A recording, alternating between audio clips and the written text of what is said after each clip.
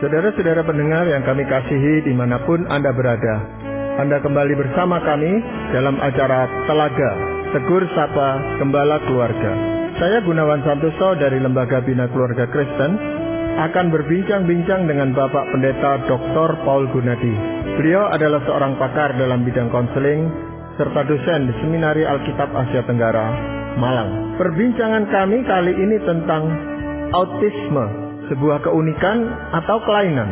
Kami percaya acara ini pasti bermanfaat bagi kita sekalian, dan dari studio kami mengucapkan selamat mengikuti.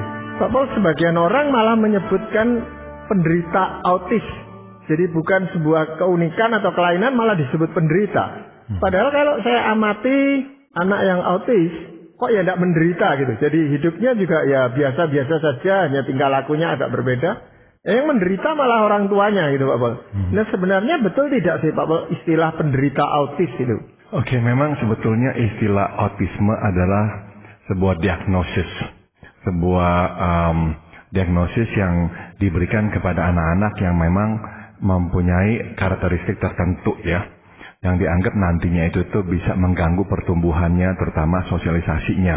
Kata autisme sendiri itu berasal dari sebuah kata auto. Dan auto itu berarti sendiri ya. Kenapa kok anak ini disebut autis? Karena anak-anak ini memang sulit untuk bersosialisasi dengan anak lain.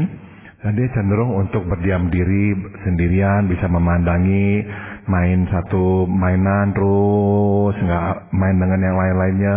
Jadi memang kesendiriannya itu menjadi ciri utamanya. Dalam kasus yang sangat parah sekali, memang ada anak-anak autistik yang nggak bisa sama sekali berelasi bahkan dengan orang tuanya. Bahkan nggak bisa memandang orang tuanya.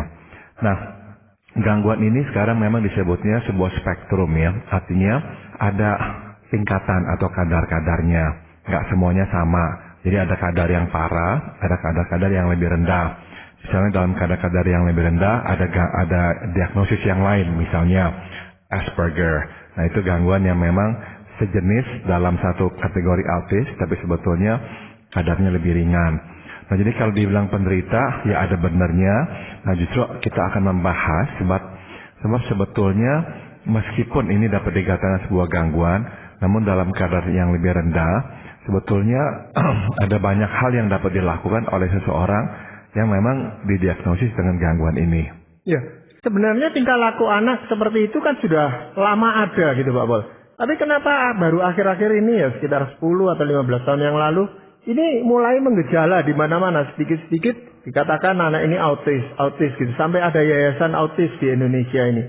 Nah ini kenapa Pak Paul? Karena memang gangguan ini dalam kadar yang terutama yang parahnya memang menunjukkan adanya misalnya perbedaan-perbedaan dalam susunan syaraf di otaknya dengan anak-anak yang lain.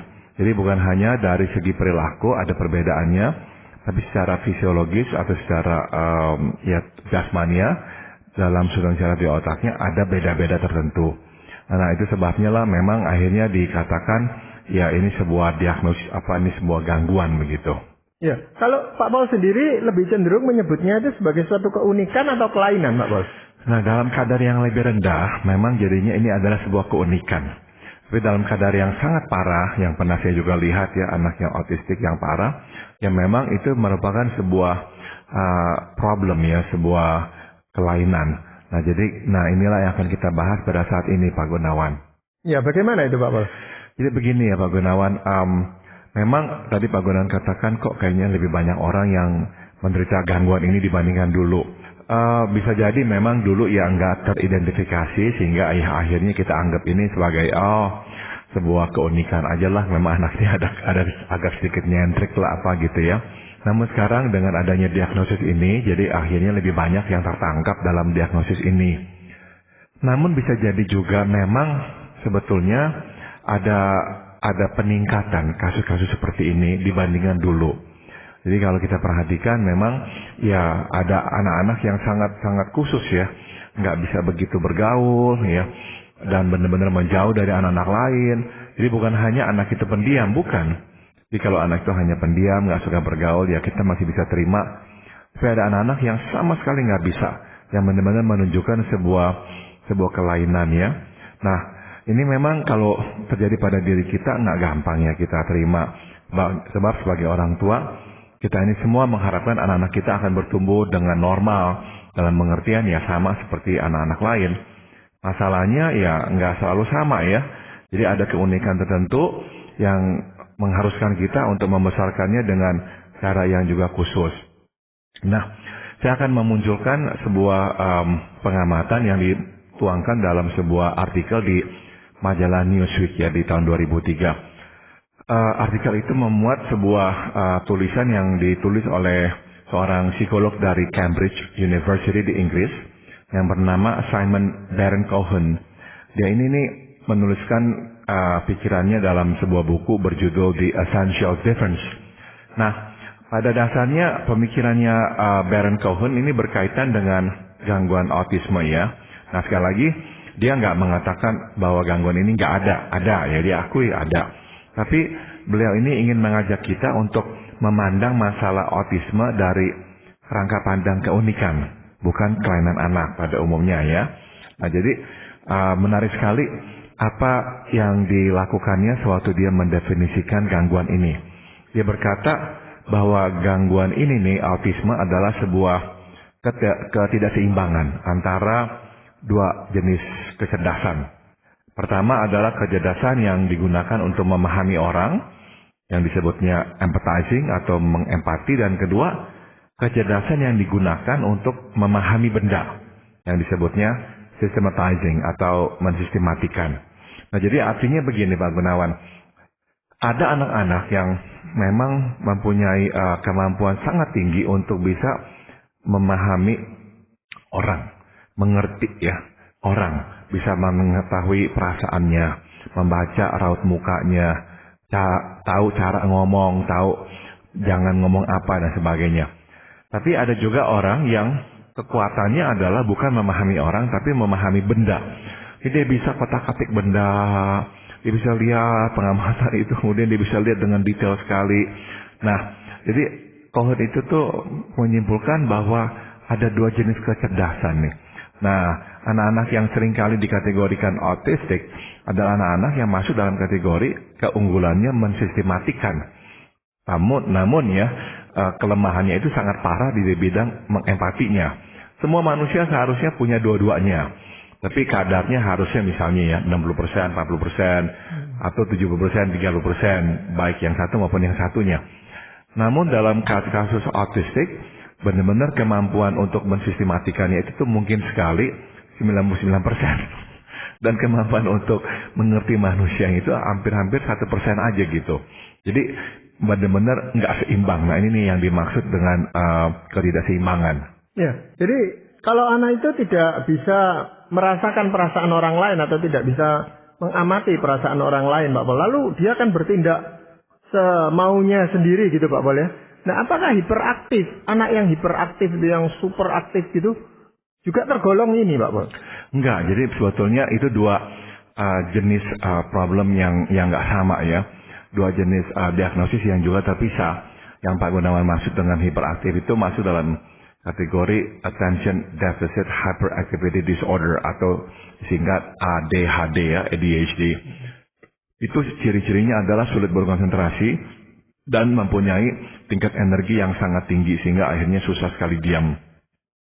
Nah, anak-anak ADHD ini nggak punya gangguan, maksudnya nggak sama dengan gangguan autistik karena dia itu bisa jadi tuh orang yang sangat pandai bergaul.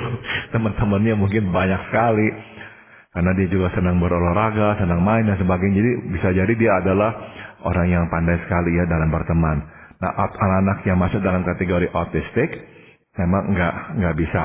Nah, tapi ada yang kadar yang lebih ringan, udah tentu ya masih lebih bisa, tapi ya sangat sedikit ya teman-temannya dan kemampuan dia untuk mempunyai persahabatan yang mendalam juga agak susah. Ya, beberapa kali saya menjumpai anak yang disebut ini anak autis itu kok pria ya Pak Pol ya? Anak laki-laki ya Pak Pol ya? Jadi memang, nah ini datanya memang cukup mengejutkan. Ternyata memang 80% dari penderita autisme adalah anak laki-laki. Sebab memang kecenderungannya anak laki-laki itu tuh lebih kuat di dalam kecerdasan mensistematikan itu. Dengan anak perempuan memang pada umumnya jauh lebih kuat di dalam kecerdasan untuk memahami orang. Misalkan ya, mereka itu nih para ilmuwan memberikan tes kepada anak-anak perempuan dan anak laki yang masih kecil-kecil sekali. Nah, waktu diberikan misalkan raut muka ya, raut wajah, itu anak-anak perempuan yang kecil-kecil itu bisa dengan cepat ya dan tepat mengatakan ini wajah sedih, ini wajah marah, wajah apa dan sebagainya. Nah, anak laki-laki yang kecil-kecil itu waktu dikasih raut wajah nggak bisa tuh mengetahui ini wajah sedih atau wajah marah, wajah apa, buta begitu.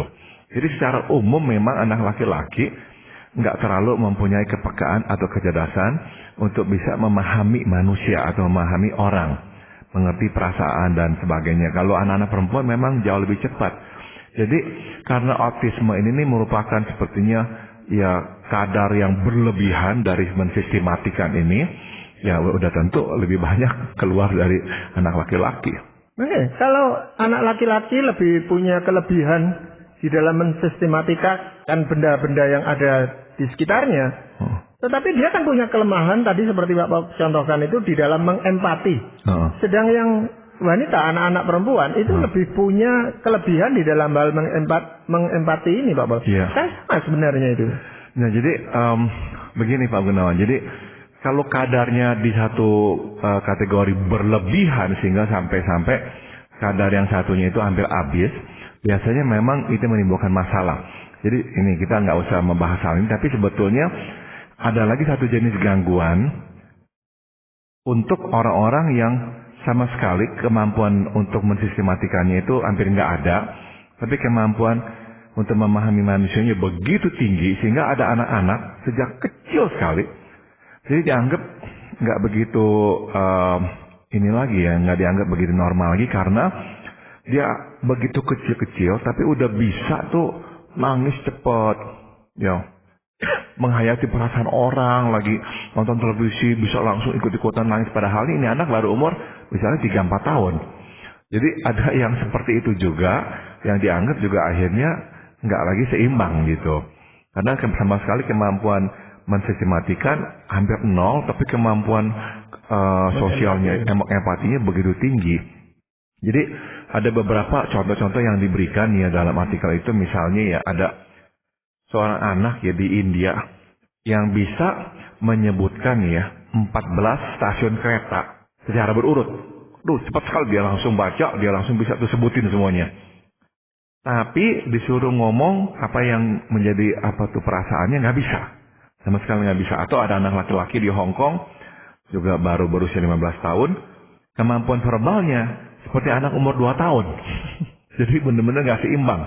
Karena udah begitu dewasa, umur 15, tapi kemampuan bicaranya seperti anak umur 2 tahun. Namun ini anak disuruh dengar satu lagu, dia bisa langsung memainkan nadanya seketika itu juga. Satu kali aja, dia bisa langsung mainkan.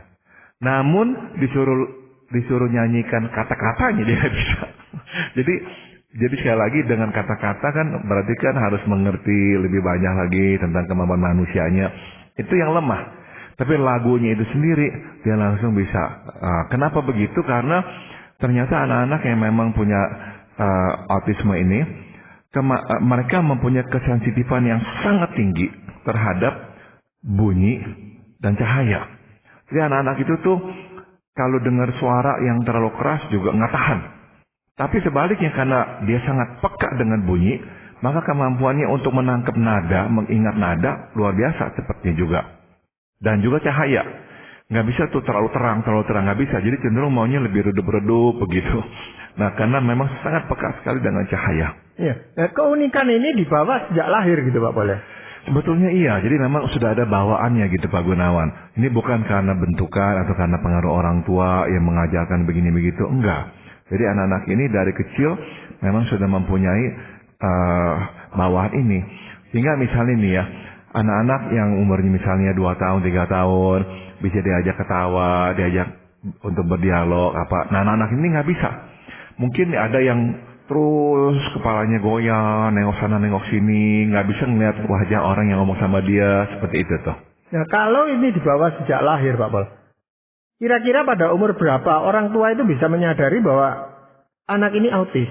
Sebetulnya sih cukup dini sekarang Pak Gunawan ya. Jadi anak-anak misalnya umur 2 tahunan, 3 tahun, seharusnya itu udah mulai bisa dilihat ya. Kok nggak cepat respon, diajak ngomong kok nggak bisa nengok, main sama satu benda bisa begitu lama, nggak bisa pindah-pindah gitu. Dan akhirnya umur 4-5 tahun, susah sekali ngomong, nggak keluar-keluar ngomongan, hanya bisa nunjuk-nunjuk. Tapi kalau diajak ngomong matanya kemana-mana begitu. Nah, biasanya umur 2-3 tahunan sudah bisa dilihat Pak Gunawan. Ya, jadi di sini peran orang tua itu sangat-sangat besar gitu Pak Pol ya. Betul untuk sekali. bisa membantu anak ini memahami keunikannya, dan kita juga sebagai orang tua memahami keunikan anak ini gitu Pak Pol. Betul sekali Pak Gunawan. Jadi kita memang sebagai orang tua ya mesti ya menerima dan mengerti keunikan anak ini. Jadi misalnya nih ya, kita harus menjaga sikap, jangan sampai kita menuntutnya untuk melakukan hal-hal yang memang sangat sulit untuk dilakukannya. Misalnya nih ya, kita harus mengerti bahwa memang sukar baginya untuk menjalin persahabatan. Jadi sebabnya dia senang menyendiri. Nah, kita memang nggak mau dia tenggelam. Ya, maksudnya main sendirian aja atau apa. Jadi ya kita mesti ajak dia ke rumah temannya atau bawa temannya ke rumah. Tapi jangan sampai misalnya kita marahin dia karena dia itu tuh kok nggak bisa main sama temannya. Kita harus mengerti memang bukannya dia itu tuh nggak mau, memang sangat susah sekali. Dia nggak mempunyai pengertian bagaimana untuk bisa misalnya memulai roda percakapan. Tapi dia nggak sampai mengganggu temannya itu Pak Pol, yang ada di sikapnya dia. Enggak. Kalau anak-anak yang tadi Pak Gunawan sebut ADHD yang hyperaktif itu, iya mengganggu. Ya. Dia nanti dia sengkat lah, dia jorokin anak lain.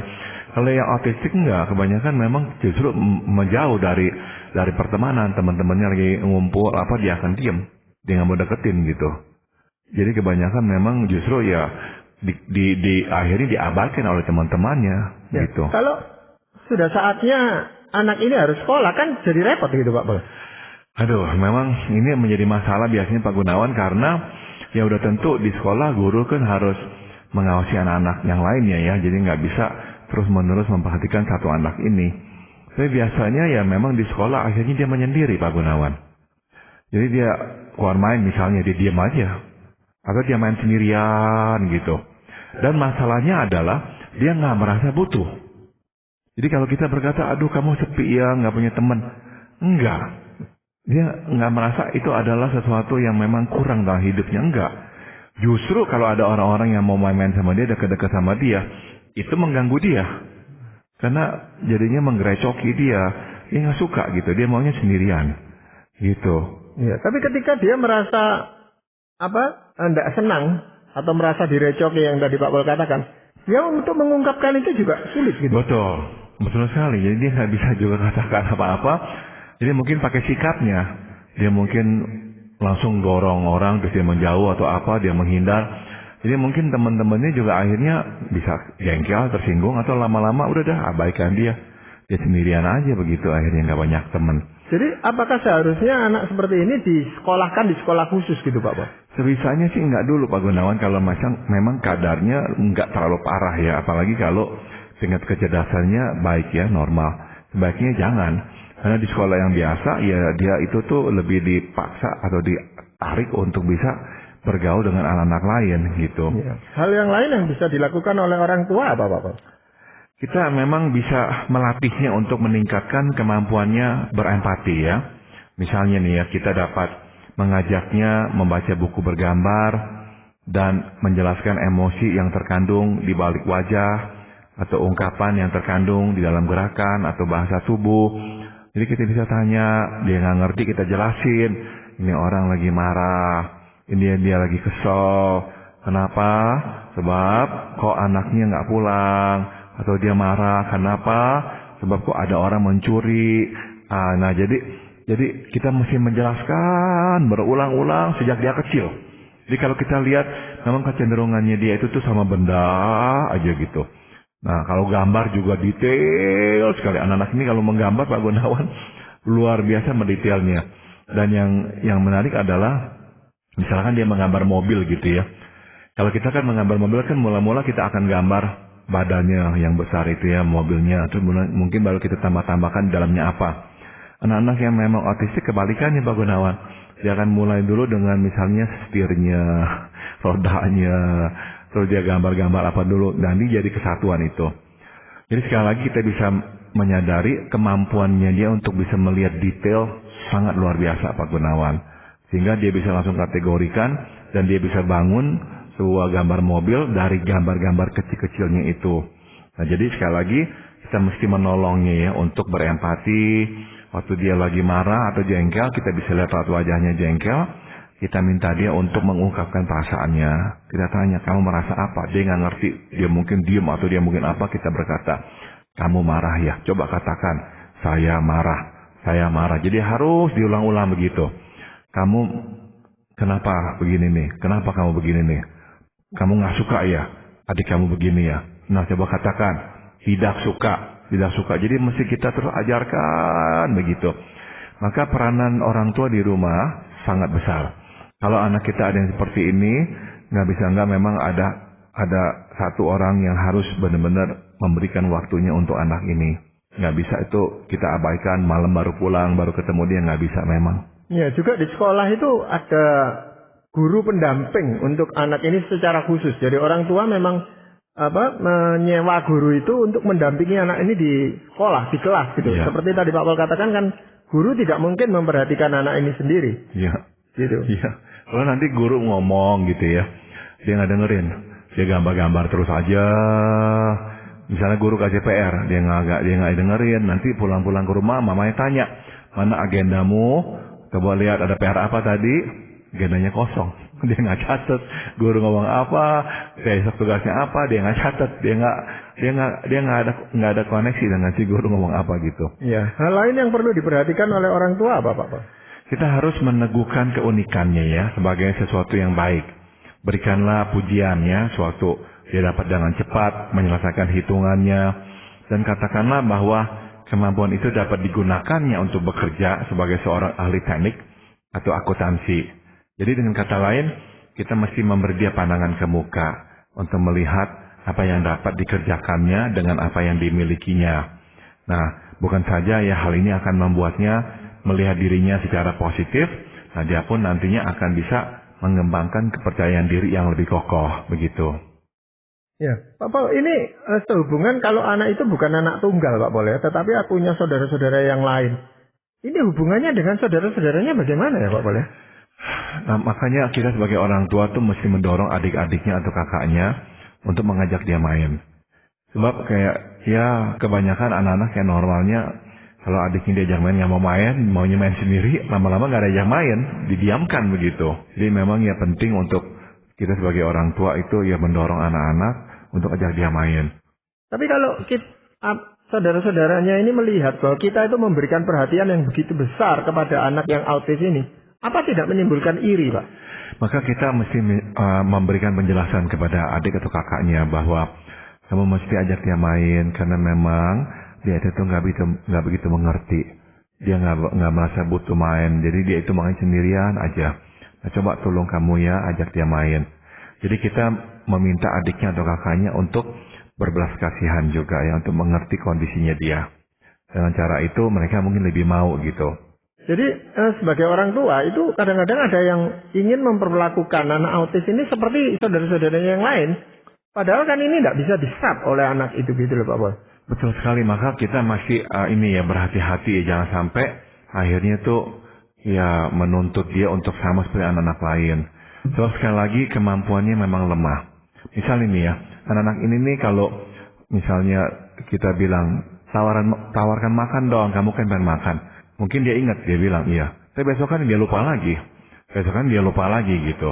Anak-anak lain bisa ngelihat siapa lagi bawa barang keberatan, langsung tawarkan bantuan. Saya bantuin ya. Anak autis yang nggak bisa, dia diam aja, di jalan aja, dia nggak ada rasa apa-apa gitu. Nah kita mesti beritahukan dia. Cuman penting kita memberitahukannya dengan baik-baik, bukan dengan marah-marah. Cuma waktu kita marah-marah kepada dia sungguh-sungguh bingung. Bukannya dia pura-pura bingung, dia sungguh-sungguh bingung dan nggak mengerti. Kenapa kok papa mesti marah kepada saya? Kenapa saya tadi nggak bawain barangnya orang itu? Karena apa? Karena memang dia nggak mengerti, dia harus bawakan barang itu. Kepekaannya memang sangat lemah sekali. Apakah hal itu bisa membahayakan anak ini gitu Pak? Kalau dia misalnya di jalan atau di mana, kalau dia konsentrasinya seperti itu kan bisa membahayakan juga, Pak. Bisa jadi seperti orang kayaknya itu linglung ya, nggak sadar ada mobil ada apa karena terlalu terserap pada satu hal. Dan anak-anak ini memang kalau nggak hati-hati juga seringkali bisa ditipu karena memang kemampuannya untuk mengerti orang itu jahat, nggak baik, yang hampir nggak ada, dia nggak ngerti. Jadi orang ngomong apa ya udah itu yang dianggapnya sebagai hal yang benar gitu. Iya, Pak Paul, katakan orang tua itu ingin mencari bantuan dari seorang ahli, dia harus datang kepada siapa, Pak Paul? Memang harus datang kepada seorang psikolog, Pak Gunawan. Biasanya memang psikolog yang lebih mendalami hal ini. Dan mungkin ya harus cari psikolog yang memang sengaja ya spesialisasinya dalam bidang ini. Iya, Pak Paul, apakah ada nasihat firman Tuhan terhadap orang tua khususnya kalau memiliki anak yang unik dengan autis ini? Firman Tuhan di Mazmur 139 ayat 13 dan 14 berkata, "Sebab engkaulah yang membentuk buah pinggangku, menenun aku dalam kandungan ibuku. Aku bersyukur kepadamu, oleh karena kejadianku dahsyat dan ajaib.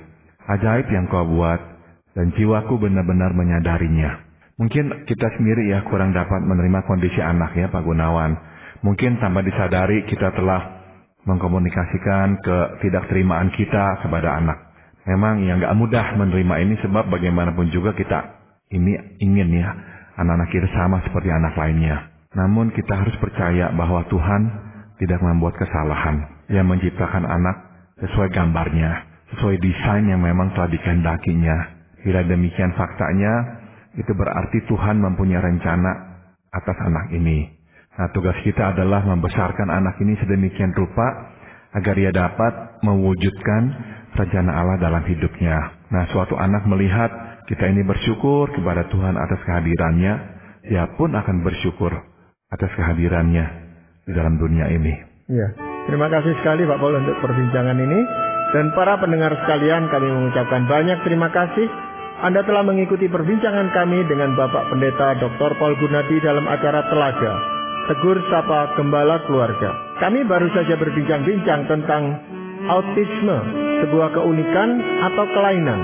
Bagi Anda yang berminat untuk mengetahui lebih lanjut mengenai acara ini, silakan menghubungi kami lewat surat. Alamatkan surat Anda ke Lembaga Bina Keluarga Kristen atau LBKK, Jalan Cimanuk 56, Malang. Anda juga dapat menggunakan email dengan alamat telaga@telaga.org. Kami juga mengundang Anda mengunjungi situs kami di www.telaga.org.